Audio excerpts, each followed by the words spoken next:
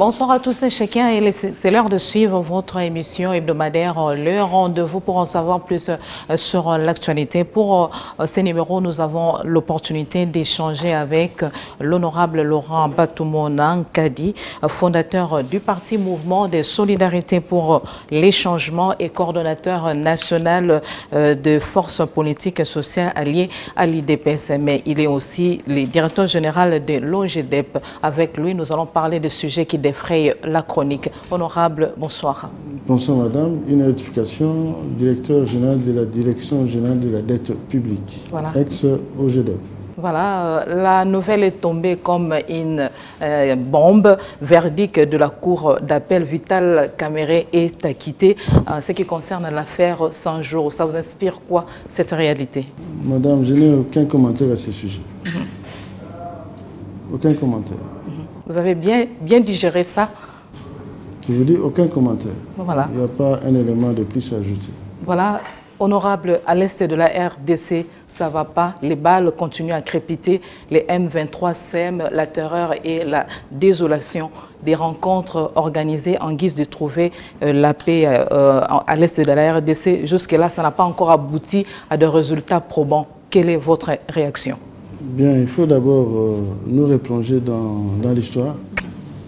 Vous savez, cette affaire de turbulences à l'Est date depuis 1997, où il y a eu une agression vers notre pays qui a bouleversé la situation politique du pays avec l'AFDEL, avec d'autres groupes armés. Et aujourd'hui, l'Est du pays est toujours en proie à des turbulences guerrières. Vous savez aussi que le président de la République, Félix-Antoine Tshisekedi, dans sa campagne pour les élections présidentielles, il avait dit que les dossiers de l'Est constituent sa principale préoccupation. Et qu'il faut, s'il faut que ça puisse lui coûter la vie jusqu'au sacrifice suprême, il va endosser. Voilà pourquoi, depuis lors, il est en train de chercher qui est la paix, non seulement au niveau du Nord Kivu, mais aussi au niveau de l'Ituri, plutôt la grande province orientale. Nous pensons qu'il a d'abord décidé qu'on puisse lancer l'état de siège, qui donne ses fruits. Et nous étions surpris, il y a de cela 3 semaines, que le M23, qui a été défait depuis 2013, et je me rappelle, il y avait même un pasteur, Ngoï Mulunda, qui était chargé de pouvoir s'élancer pour développer ce coin du pays. Il a ramassé les armes, le M23 était pratiquement fini, et par grande surprise, le M23 revient. Il revient par la frontière rwandaise. Voilà pourquoi l'opinion nationale, le nationalisme du Congolais, donne du renfort, donne du regain au chef de l'État pour qu'il puisse continuer à ce que cette situation puisse redevenir d'une manière paisible. En tant que président de la République, il a plusieurs cartes. Il y a la carte de la défense, où l'intégrité du territoire est mise en mal. Voilà pourquoi les forces de la République sont en train de mener des opérations pour arriver à bouter dehors le M23, évidemment soutenu par les forces rwandaises. Et aussi la carte diplomatique. J'apprécie que le chef de l'État a été voir le président angolais, il a été voir le président du Congo-Brazza, Sassou Nguesso, et depuis lors, ils sont pour parler à Nairobi, et les résolutions sont tombées pour dire qu'une force régionale va s'engager pour chercher à ce qu'il y ait la paix dans ce coin du pays. Pour nous, c'est une félicitation. D'abord, non seulement en tant que président du mouvement de solidarité pour les changements, mais aussi en tant que coordonnateur des forces politiques à l'IDPS. N'oubliez pas, madame, j'étais le directeur adjoint des campagnes du président de la République, donc pour moi, mon soutien demeure toujours inconditionnel vis-à-vis non seulement de la vision du chef de l'État, mais des actions qu'il est en train de mener sur le terrain, surtout pour que la paix revienne dans ce pays. Mais vous ne trouvez pas qu'en signant le communiqué final de Nairobi, n'est-ce pas que le chef de l'État s'est mis sur le dos de la population qui tient à tout prix à ce que les troupes M23 soient boutées du sol congolais?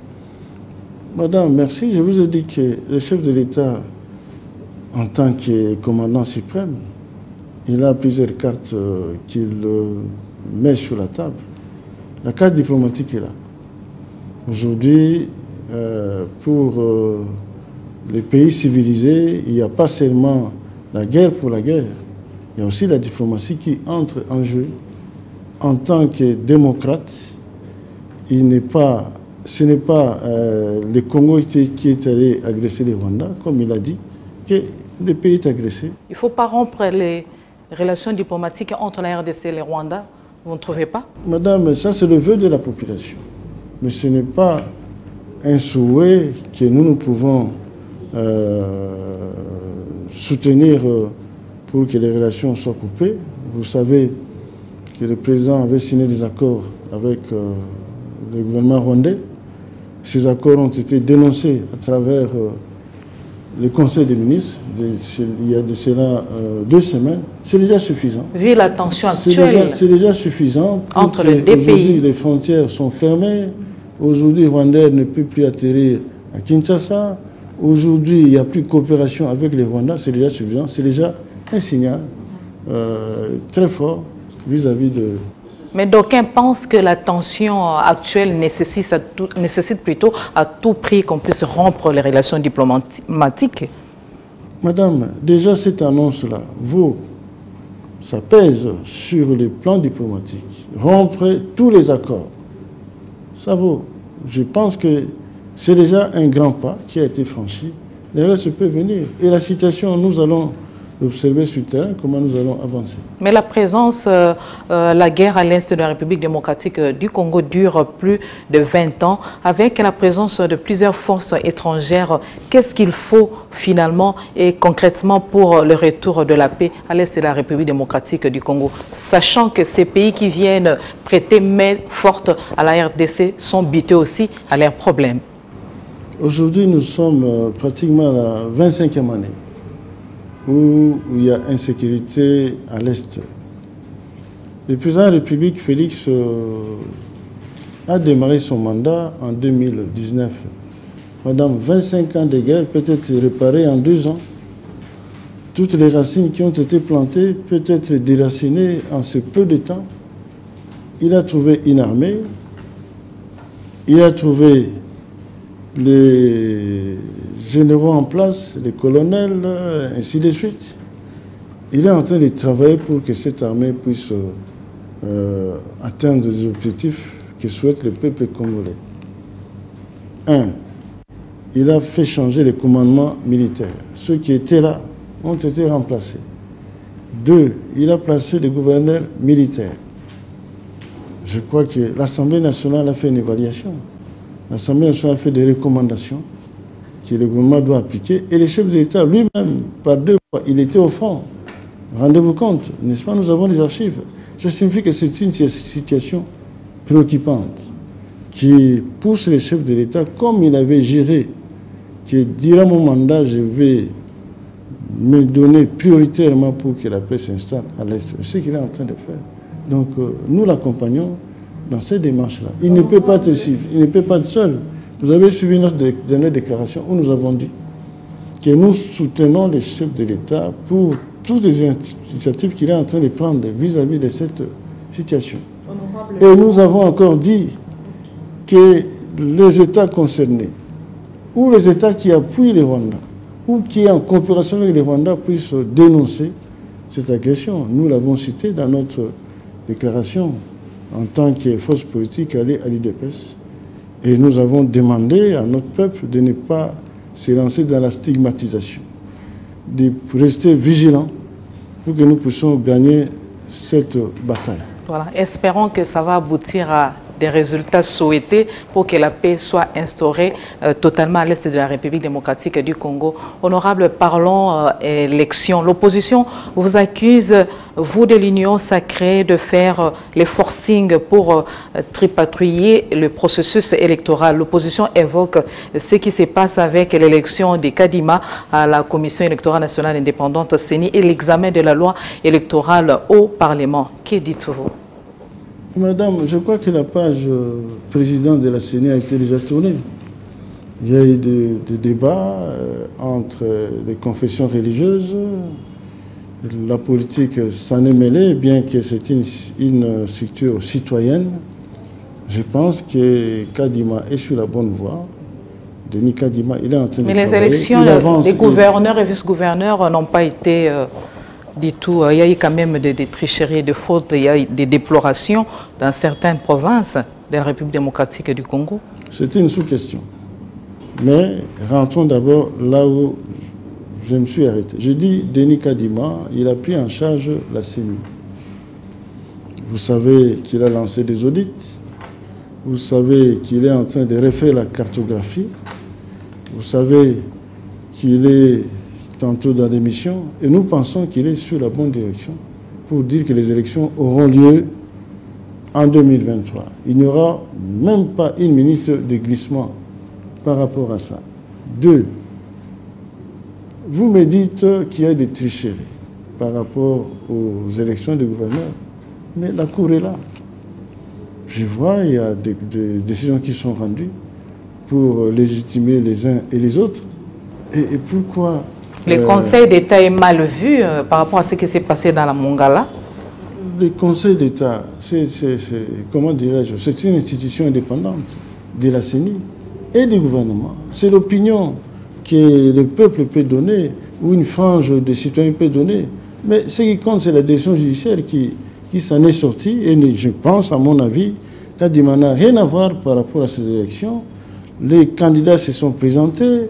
S'il y a des députés qui n'avaient plus de compétences pour siéger, on siégeait, c'est la Cour des tranchées. Ce n'est pas le problème de Denis Kadima. Il est loin comment dirais-je, de ces contentieux électoraux. La Cour doit faire son travail. Mais avec ce qui se passe à l'est de la RDC, vous pensez que les élections seront organisées à temps et dans les délais constitutionnels? Madame, je vous dis, les élections seront organisées dans les délais constitutionnels. Avec conviction, je l'ai dit. Avec foi, je l'ai dit. Et les chefs de l'État s'est plutôt positionné par rapport à cette question autant de fois. Je vous l'ai dit, les élections auront lieu sans une minute de glissement. Mais comme ce fut le cas dans les cycles électoraux passés, qu'est-ce qu'il faut faire exactement en ce qui concerne la tenue des élections pour que tout se passe bien, éviter les troubles? D'abord, la loi électorale est là. Il y aura la loi sur la répartition des sièges. Donc, nous allons étape par étape. C'est pour dire que, d'abord, en passant, je salue l'Assemblée nationale qui a finalisé ce texte législatif à temps. Il reste le quitus du Sénat, certainement qui va se réunir en session extraordinaire. Et la loi sera là. Elle sera rendue publique à travers la promulgation du chef de l'État. Et nous nous préparons aux élections. Voilà, vous m'avez trouvé en train de lire, madame, s'il vous plaît. Donc c'est pour dire que nous, le MSC, nous sommes prêts aux élections. Nous nous préparons depuis bientôt plus d'une année. Mon parti est implanté suffisamment dans toutes les provinces du pays et nous sommes en train de cheminer lentement vers l'élection, mais avec dynamisme. C'est pour dire que nous, là, les camps du président de la République, nous sommes préparés aux élections. Advienne que pourra. Voilà, merci pour cette confirmation. Mais autre chose, la relique de Patrice Emery Lumumba sera déplacée dans les mémorials à Limete après Lumumba. Vous pensez que ce sera Mobutu? Bien, madame, il faut d'abord féliciter le chef de l'État. 61 ans après, nous étions adolescents quand ces événements sont arrivés et que cette affaire soit traitée durant les mandats du président Félix-Antoine Tshisekedi Tshilombo. N'est-ce pas que c'est un exploit qui mérite félicitations? Ça signifie qu'il a relancé la diplomatie. Il a relancé la coopération. Il a relancé les relations bilatérales entre la Belgique et la République démocratique du Congo, qui de temps en temps turbulent, mais cette fois-ci, grâce à lui, il a apaisé la situation. Il avait invité le roi de Belgique qui est venu, et ça tombe au même moment que les rois visitent le Congo, que le lendemain de son retour, nous puissions accueillir les reliques de notre héros national, qui est resté dans nos mémoires comme c'est parmi les pères de l'indépendance de notre pays. Le chef de l'État, il y a 2 ans, je me rappelle, il avait décidé qu'on puisse créer une ville au nom du Premier ministre Lumumba. La ville existe. Les autorités administratives ont été passées. Certainement, la mausolée est déjà construite pour accueillir les restes du Premier ministre Patrice Emery Lumumba. Pour nous, c'est une fierté. Chapeau bas par rapport à Lumumba, mais d'aucuns restent toujours pas satisfaits.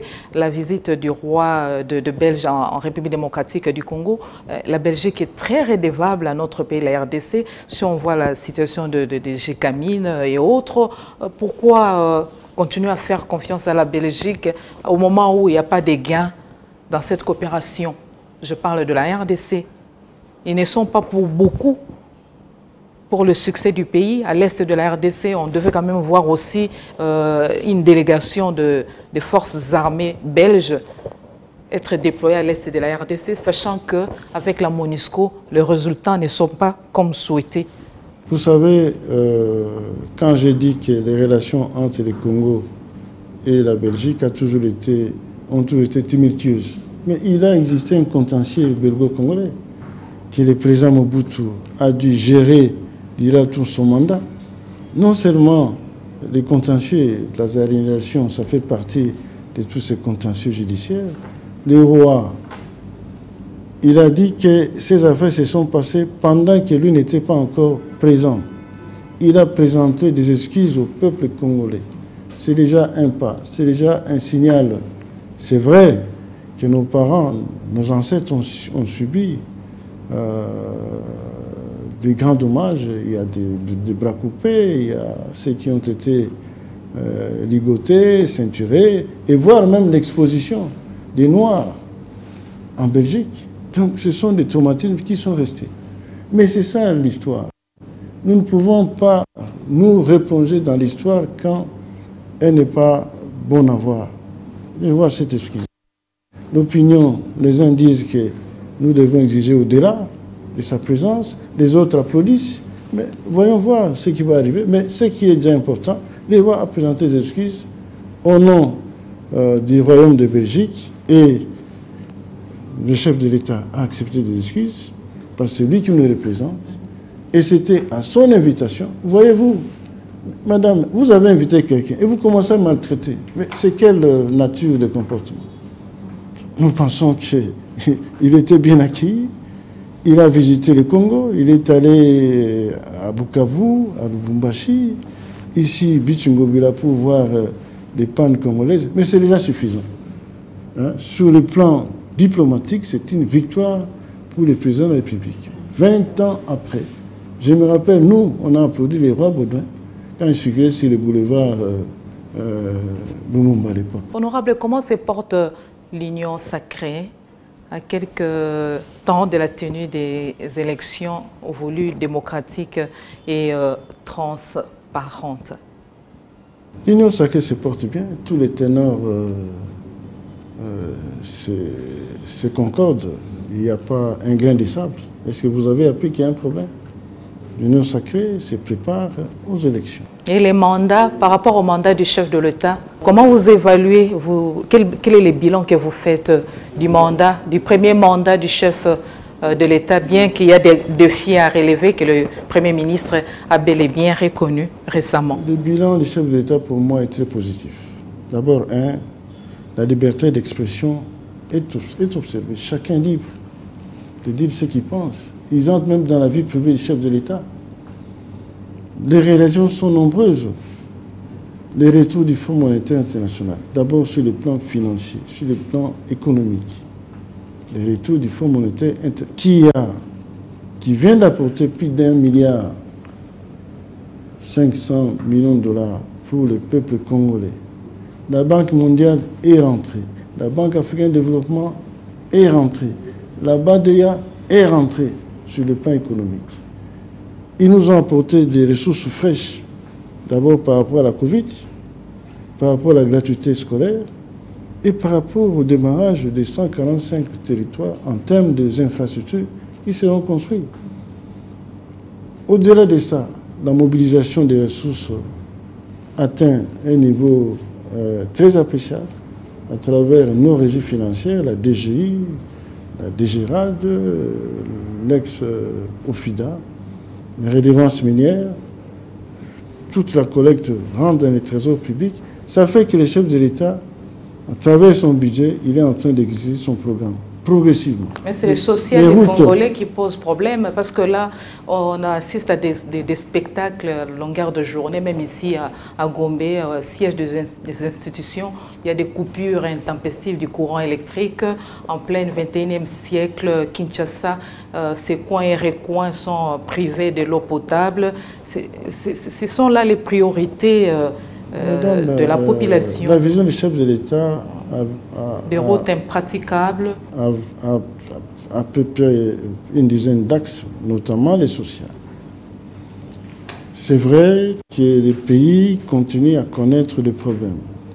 C'est vrai que le gouvernement est en train aussi d'investir.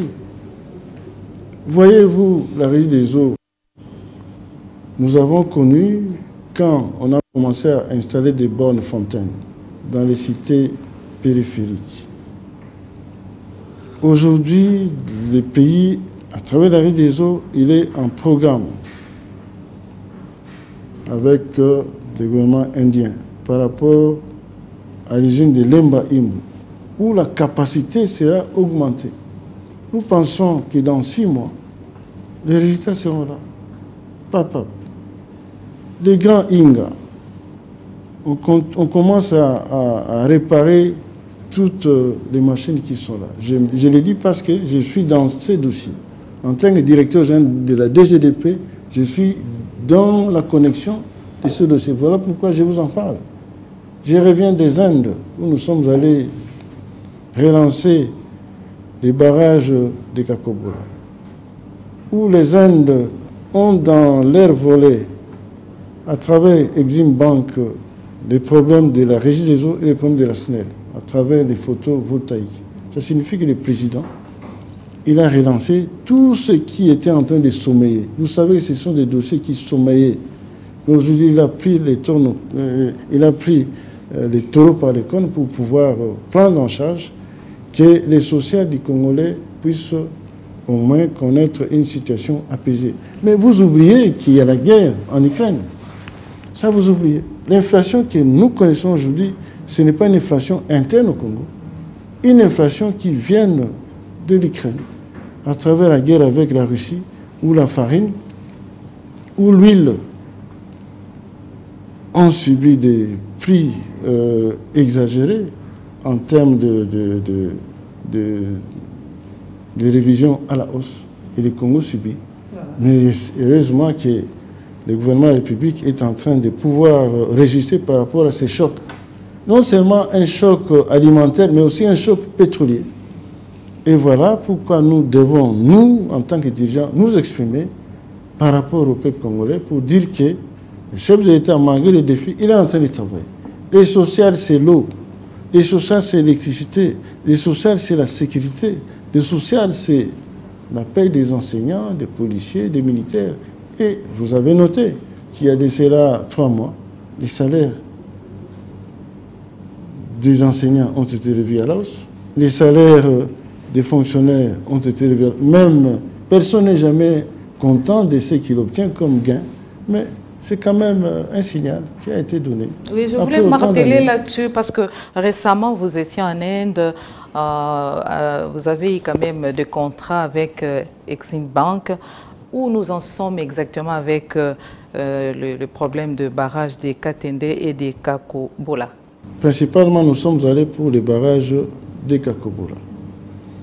Les barrages déjà construits, avec les financements indiens, par une entreprise indienne. Vous savez, les bailleurs de fonds, ils ont leurs conditions.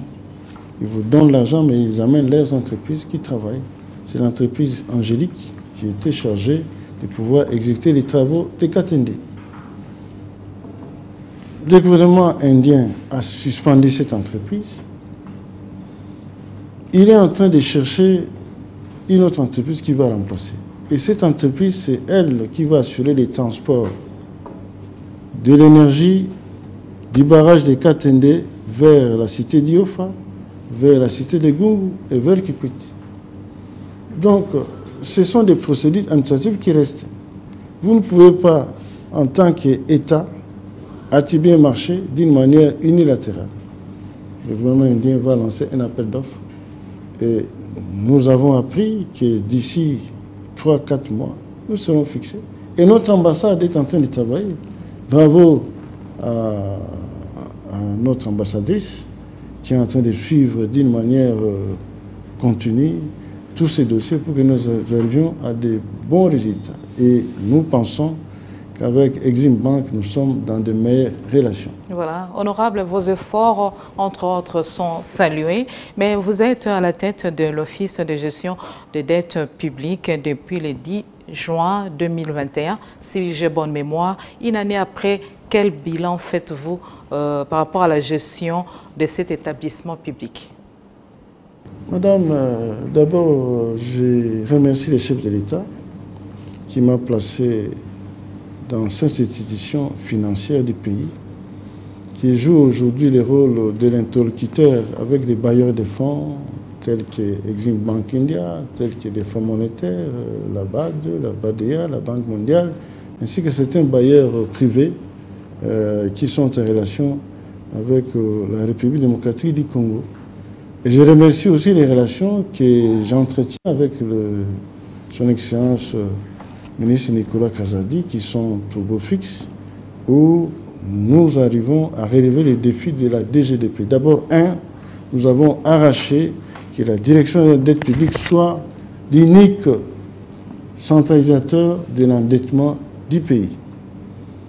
2, le ministre a reconnu nos droits, à savoir certaines primes qui étaient mises en veilleuse ont commencé à être payées d'une manière continue et mensuellement. 3, l'état liquidatif qui, depuis la création de la DGDP, n'existait pas, je l'ai obtenu depuis bientôt janvier. Et enfin, nous avons acquis un choix automobile. Le ministre va doter nos agents en tant que techniciens de portables ordinateurs.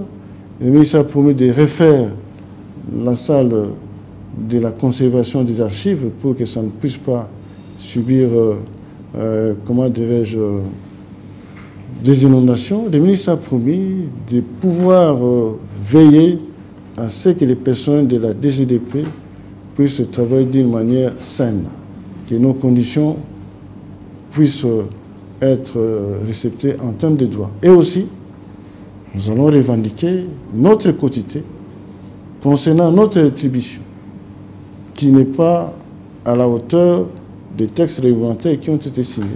Et enfin, les ministres s'occupent très bien du personnel de la direction de la dette publique parce que bientôt, ils seront en mission pour aller faire l'état de lieu des biens réalisés, faire l'état de lieu de toutes les attributions qui reviennent à la DGDP.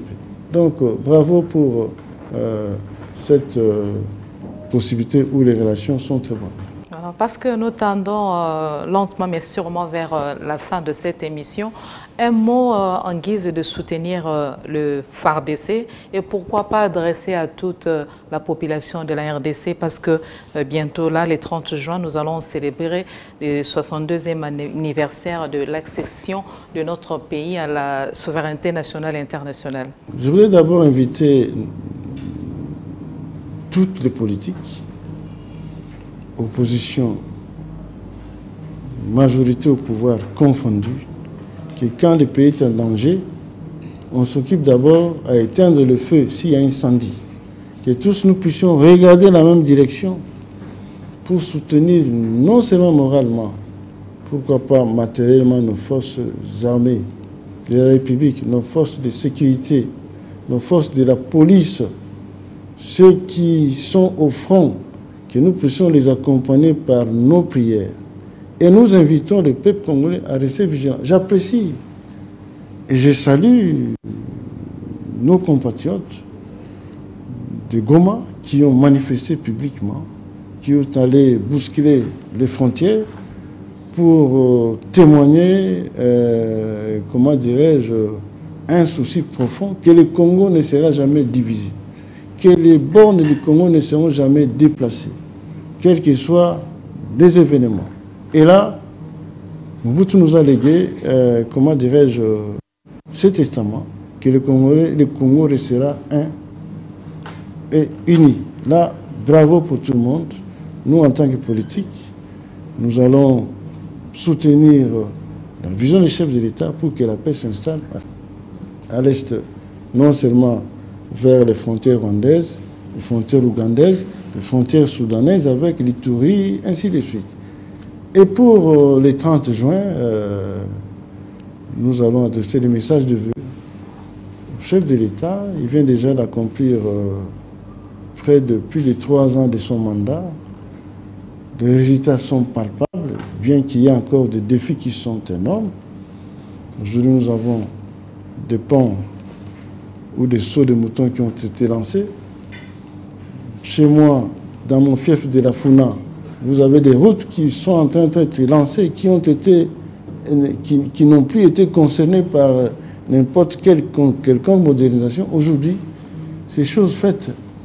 Et donnons la chance au chef de l'État qu'il puisse renouveler son mandat et nous allons le soutenir pour gagner ces élections haut les mains parce que nous sommes prêts. Voilà. Nous avons toutes les capacités. En votre casquette du coordonnateur national de forces politiques et sociales alliées à l'IDPS, nous avons salué récemment les efforts déployés par les alliés de l'IDPS en guise d'une sensibilisation tous azimuts par rapport aux efforts déployés par le chef de l'État. Je vois M. Rigobert Kounta qui passait avec les autres régulièrement dans les chaînes de télévision de la place, vu la floraison de chaînes de télévision, mais ciblé quand même de chaînes bien suivies pour véhiculer de messages par rapport aux exploits, vanter les mérites du chef de l'État. Qu'est-ce que vous pouvez dire? Qu'est-ce que vous envisagez encore ou vous comptez faire dans l'avenir en vue de continuer à garder la confiance de la population? C'est ici le lieu de pouvoir retracer un peu l'historique.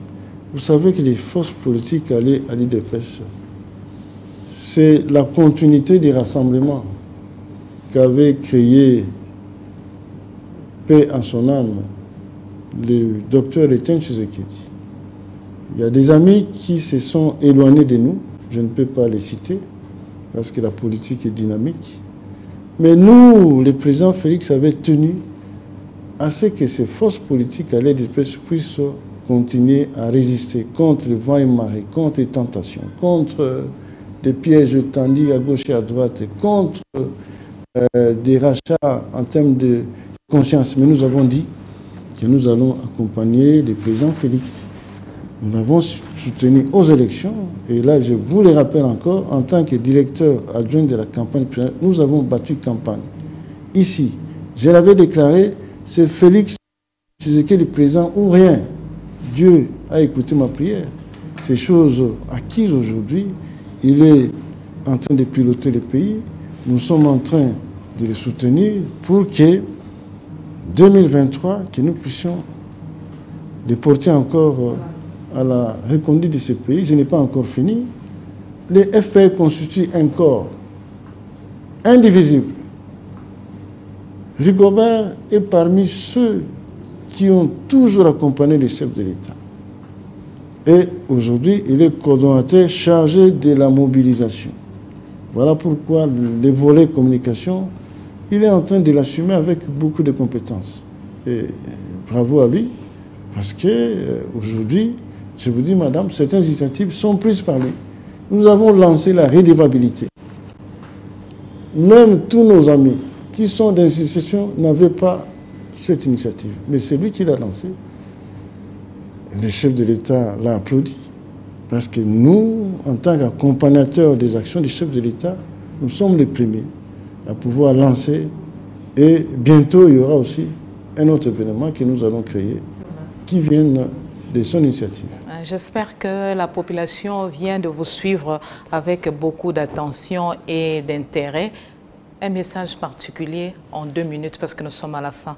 Qu'est-ce que vous aimeriez dire qui nous a échappé tout au long de cette émission? Le message, nos prières, c'est de pouvoir demander à Dieu, l'Éternel, qu'il puisse donner une santé de fer au chef de l'État, qui est en train de piloter ce pays qu'on a trouvé pratiquement en désarroi, que nous sommes en train de reconstruire progressivement, que Dieu puisse lui prêter vie, que son intégrité physique soit protégée, qu'il soit encore éliminé davantage, qu'il puisse être doté de beaucoup de sagesse, parce qu'aujourd'hui, s'il y a un va-t-en-guerre, nous devrions aujourd'hui nous ranger pour aller attaquer les Rwandais. Mais il s'est dit, faisons d'abord la diplomatie, utilisons toutes les cartes. Donc voilà nos prières. Nous demandons à Dieu qu'il puisse les exaucer pour que ce pays puisse rencontrer des grands changements. Ce n'est pas encore arrivé. Ce n'est pas en 3 ans que ces changements pouvaient arriver, mais nous espérons que d'ici là, il y aura des changements notables sur le plan économique, sur le plan financier, sur le plan social, sur le plan sécuritaire. Voilà, j'espère que c'était clair comme l'eau de la source, clair comme dans un livre d'images. Honorable Laurent Batumona, Antena vous remercie amplement de nous avoir reçus en votre bureau pour la réalisation de cette émission. Et nous aussi, nous vous remercions, vous, fidèles téléspectateurs, énormément d'avoir suivi avec attention et intérêt cette émission. Pour ceux qui ont pris l'émission en cours, la rediffusion, c'est demain à 12h30, heure de Kinshasa. Il me reste qu'à vous souhaiter une très belle soirée à tous et chacun.